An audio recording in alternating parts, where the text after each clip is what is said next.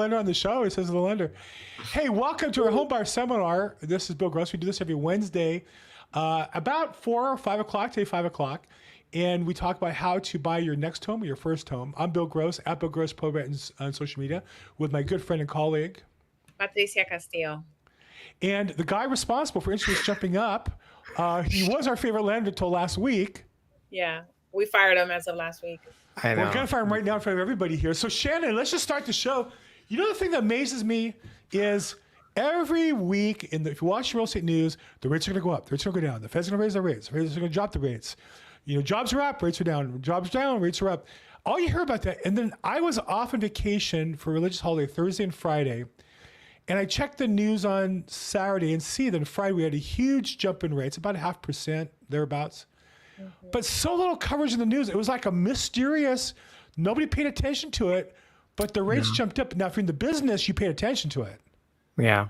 What's going on? And how did you make this happen? And what are you going to do to fix it? I know, right? I'm going to call the feds and just let them know, hey, you know what? This is not funny. This is a horrible joke. Joke's over. Halloween is coming to an end, hopefully. So let's stop with these horror rates, as I call them, the horror rates for October. But yeah, they did jump up. I mean, when last time I think I guys quoted you guys 4.99, that same 4.99 FHA is now 5.375. So yeah, about 0.4 increase thereabouts. Yeah, and you can see this graph, and this is quoting a different metric, but still by the same. We've kind of been in the same ballpark for a while, and kabooming on Friday. And it continued again yesterday. And you're right. There's no news. No one knows why. You know what I mean? Like, it's just, I opened up my rate sheet, you know, and it's been like this the last week, all week this week, a little bit of last week too. So, and you're right. No one has said anything about it. You're probably the first one I've heard mention it. Yeah. Well, I mentioned on Monday my podcast, and what I did was I did a Google search. There was no articles about the rise in rates on Friday. It was like it didn't happen. No, exactly. I was around Thursday or Friday where I started noticing it, and I thought I was like, okay, maybe Thursday, Friday. You know, sometimes it just spikes up. You know, 1 or 2 days, that's fine. You know, and then boom, you know, Monday happened, and so let's talk about that. Shannon, let's talk about what the hell did you do? And what are you going to do about it? What can buyers do about it? And the great things I did, because I haven't opened, all my escrows are open last 2 weeks. I locked all my rates. And I'm like, you know, we're not worried. It's fine. But let me interrupt you right there, just really quick. So we're talking about the rates were lower about a week ago, and then Friday they jumped up, right? So if you're a buyer in escrow, and you just mentioned that you locked all your rates, right? But if you're a buyer in escrow and you're right on the cusp of that approval, meaning that if there's any shift in the rate and it goes that much higher, 0.25%, 0.5%, you could potentially not qualify for that loan program that you're in. So I think that's something important to touch on as well, because when buyers open escrow, they don't know what the lender is doing, if they locked the rate, if they didn't. And that really depends on the communication that the lender's having with the buyers, right? And the realtor. So realtors, lenders, you know, they're all part of the buyer's team, and you want to make sure that they are locking in the rate when it's the time to lock in for the buyer, right? So if you're already in escrow, that means you're going to go through your contingencies, and then you're going to be going towards closing, getting your loan documents drawn, and then signing in escrow. But when do you tell buyers to lock in their rates? Once they've done their home inspection, or once they've opened escrow? Nope. As soon as we open escrow, I call them. We're signing initial disclosures. Mm-hmm. Question. And I literally had this question on last Monday, for a client specifically. And I asked him, he's getting a condo, and I said, hey, do you want to lock the rates in? Here's where they're at. And he said, he thought about it. What do you think? And I said, look, I know rates are going down. Ask you what you think. Then they're going to ask you what they think. So you have to give them all the information, educate them, and then. Yeah. I just tell them, hey, look, this is where we're at. This is where your payment should be. For me personally, and this is what I tell all my clients, me personally, you're going into escrow. There's so many emotions going through your head. You got your inspections, you got negotiations, you got all this paperwork. The last thing you need is a surprise in your rate. Could it go down? It could. It could definitely go down and you could win big. And I had one client, this was last year, one client rolled the dice and boom, he got like a 0.35 drop in rate. And he called me, says, let's lock right now. That's the only time it happened. Every time else, I told him, look, if I were you, you don't want a surprise in rates, especially buying a house. There's so many things you're going to have to do. I'd rather you just secure it now and just have that peace of mind. In 6 months, we can refinance. And that's exactly what I told this guy. He says, you know what? You're right, Shannon. Let's just lock it. I don't want to play around with it. And look, I called him. I said, by the way, rates went up. You're fine though. And I locked in your rate. And I'm the hero. And I'm the hero. He's the hero, for what he's doing. So if I were you, definitely, again, and you're right. A lot of lenders, and I've had some lenders in my, and the reason why is because I've heard it so many times in my office. One of my lenders say, "Oh my God, I didn't lock the rate. Blah blah blah." Now I got to have that conversation with my client and blah blah blah. Exactly, and I don't want that to be me. So, I definitely, if you're thinking about buying a house, and a lot of people ask me, when can I lock in the rate? They think they can lock in the rate when they're pre-qualified, which is not the case. You're pre-qualified, but that you can only lock in the rate when you open escrow and once you have that signed RPA that I can give and lock it in. So, well, to be a little more precise, there are companies, I believe, that advertise that you can lock in when you're pre-qualified, and they'll call it a lock and shop. But what they don't tell you, which is the truth, is that those rates are almost always higher to pay for that extra service by about 0.25% in interest rate or 1% in points or fees. And so they'll quote you competitive rate, they'll tell you can lock and shop, but what they don't tell you is that rate doesn't come with the lock and shop. And the other thing is those companies are the ones that are most difficult to switch because they require the most upfront to lock, and therefore they create friction so that you don't just change if rates go down. And so there's no free lunch. Exactly. I guess there is a free lunch, but you wouldn't want to eat it, is a better way to put it. And so there are people who do lock at pre-qual, but I don't think that's honest. And I think what I've known in my career is those companies never last. They don't give good service to my customers. They don't give good service to people that I know. Nobody has ever called me and said, hey, I did a rate lock and shop with this flaky lender who promised it, and I closed at that price in a time when rates went up. Now, what will happen is people say they're locking in, and then they don't really lock it. And if rates go down or stay the same, they cover themselves that way. What happened this past week was a lot of people are what I would call swimming naked, and the water went out. And we're now discovering that they told their customers they locked, and they really didn't lock, and they can't execute. And you don't know that yet today.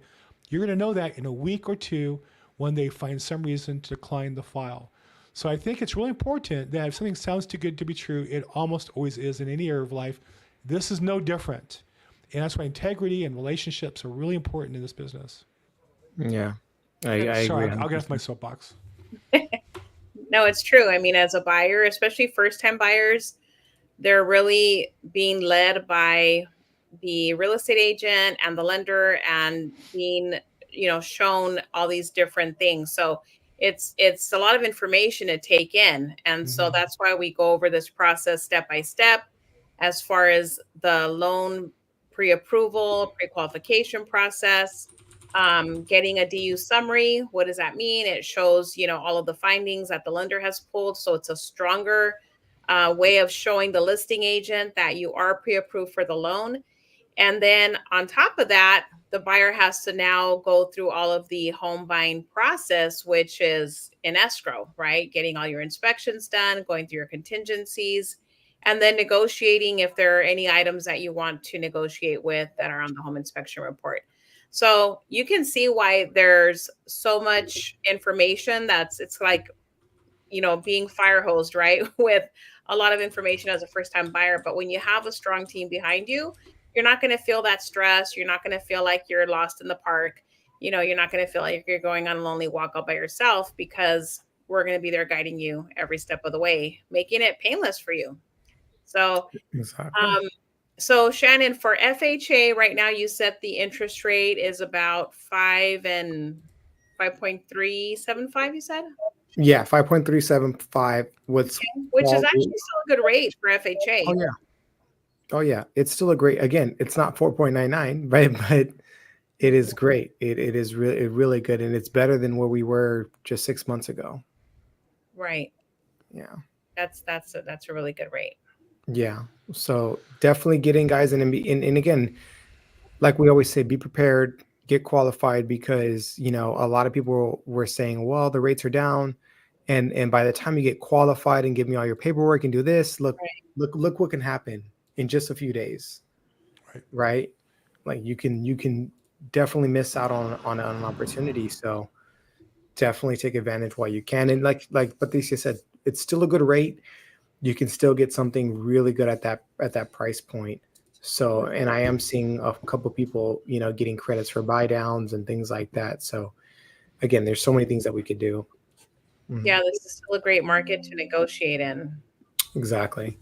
And I also wanted to mention there are, let's not forget about the first-time buyer programs that are out there. Some of them are city specific, meaning that only that specific city is offering them, offering a home buyer grant, and it'll usually be within a specific like boundary or perimeter in the area. So you want to make sure that when you are applying for that, and it's pretty simple. I wanted to share with you guys, if I can, really quick on, this is from, let's see. This is from the city of Long Beach. And I know that we've looked at this before. But basically they have a home buyer grant of $20,000. And so if you're showing something, I can't see it. I'm trying to share it here on my screen. Let's see. Window. Okay. So can you guys see that now? Yep.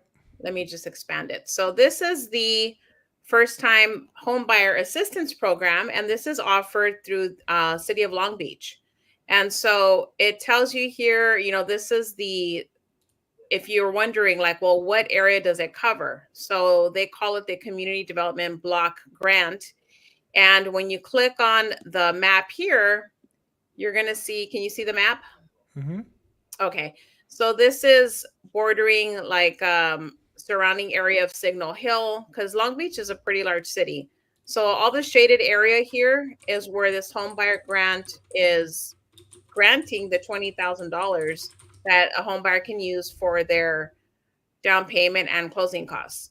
And so there's a self-screening form, and you can click here on this link, and it'll take you to the form where you fill out. It has a couple of questions like, are you a first-time home buyer?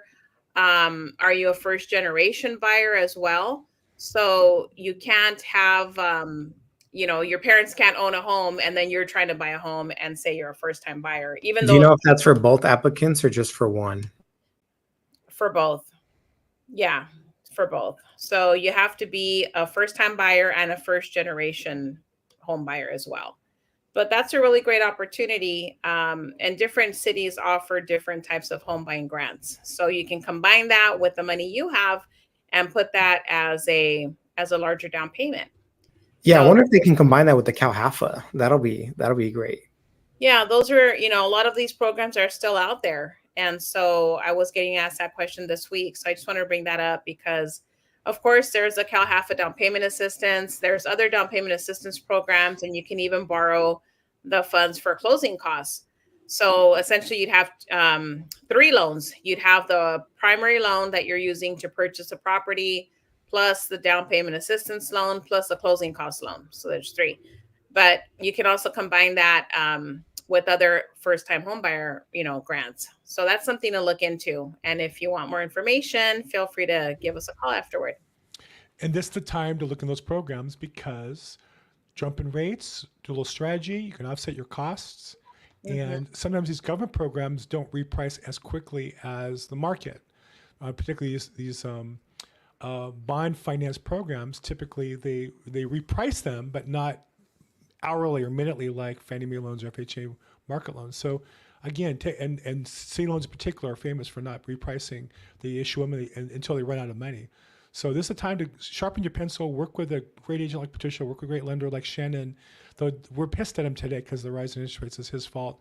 But normally I say work with Shannon and get prepared, and you could do the extra work during this time and get in at the same price you could have otherwise. Hey, just want to mention real quick, if you're watching live, I see you. We're on YouTube, X, Facebook, LinkedIn. Feel free to put any comments. Say hi if you want to say hi. If you have questions or want us to talk about something, feel free to put that in as well. Okay, there you go. Sorry to jump in, didn't jump on top of people when I get that in there. Yeah, and as we're, already in the fourth quarter. What? Buyers might be thinking, well, I'm going to wait until next year, right? So, I mean, if you're going to wait until next year because of a certain condition, maybe there's, your kids in a school and you don't want to pull them out of that school and go into another one, whatever the case may be.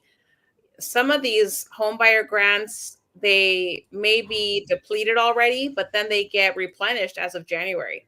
So that's why you want to start looking into this now in the coming months, like November, and get ahead of the game so that by January, you're already applying and you're ready to go. You don't want to wait until the last minute because then other buyers are going to be getting approved and then the funds get depleted again. This kind of the fast pass to Disneyland, but you have to pay for it, right? A lot of the buyers are going to say, well, I'm going to wait till next year. If you do your homework now and get in, you're going to kind of cut the line because they're all waiting for next year as if something's going to happen. And, rates will be different or the same. And home prices look like they're going to continue to go up, if anything. Who knows really where it's headed. But based on where we stand now, but we do know where we are. And if you have a chance to cut ahead of buyers and get in on a property you might not otherwise, there's your chance to do it. That's right. Absolutely. And give us a call. We're happy to answer any questions you have. Well, if someone to call you, Patricia, where would they call you at? My cell number is the best way, 323-365-9909. And Shannon the lender, when we're not mad at you, what's the best way to get a hold of you? Yes, you can call me at 661-317-8484 or my Instagram, FUND with Shannon. Not much fun with Shannon last week when the rates went up, but if you're locked in, that's a lot of fun. Your customers must love you. Oh yeah, exactly. Well, they don't even know. They don't even know. They're Isn't that interesting? They don't know that they didn't get screwed by going with the other lender who would have screwed them. That's really what it gets down to. Because had they gone to LendingTree, or I want to badmouth companies like LendingTree, I want to badmouth Rocket Mortgage, or any of those companies have online services that they're liars and cheats. But if you're one of those companies who quoted you like 2.16 last week, they're not going to get you 2.16 this week. Believe me. They don't want to hear from you. They're not going to return your phone call. They're not going to get you that loan. So let's work with some reputable people and we'll get the job done. So Shannon, we have you 661-317-8484. We have Patricia 323-365-9909. I'm Bill Gross, Bill Gross Probate. We'll see you guys next week. Any last words, Patricia? Yes. So my listing in Reseda is still available, and I'm going to be there tomorrow from 1:30 to 3:30 p.m. In real life? In person, yes, real life. Wow. 18925 Sataquai Street in Reseda. 2-story, 4 bedrooms, 3 baths. Wow. How much? It's $998. What a deal. $999,000. Yeah. Nice. And you'll be there and they'll meet you in real life. That's right. And if you guys have any questions, I can answer those for you tomorrow as well if you want to swing by. Swing by Reseda and see. I can't tell you how many home buyer workshops I've done in person at open houses. That's just kind of the place where it happens. Beautiful. Fantastic. Any last words, Shannon, before you wrap up? No, I just always, guys, get out there, be prepared. And as Christmas is coming up, definitely think about, and I've seen this a lot, you try not to get in a lot of credit card debt, try to keep that down, and try to, again, get yourself ready to be a homeowner instead, because I know a lot of people are trying to get out there and get gifts, but the best gift you can give yourself is a great asset, which is real estate. And going back, fourth quarter is a great time to get a deal because, a lot of people are thinking the way you're probably thinking right now, which is I'm going to get out of the game, but that's a good time for you to come in and get a deal. best gift I gave my grandson was our backyard. He loves it. So we play in the hose, and he said, well, I want one of these, because my daughter and son-in-law are still in an apartment. They're getting ready to actually move to a bigger place. So best gift you can give your family is a place to live and a place to raise them, and then your self-wealth as the property goes up in value. Great. We'll look forward to seeing you guys next week. Reach out if we can help in the meantime. Fantastic. Thank you so much, everybody. We'll talk to you soon. Thank you. Bye.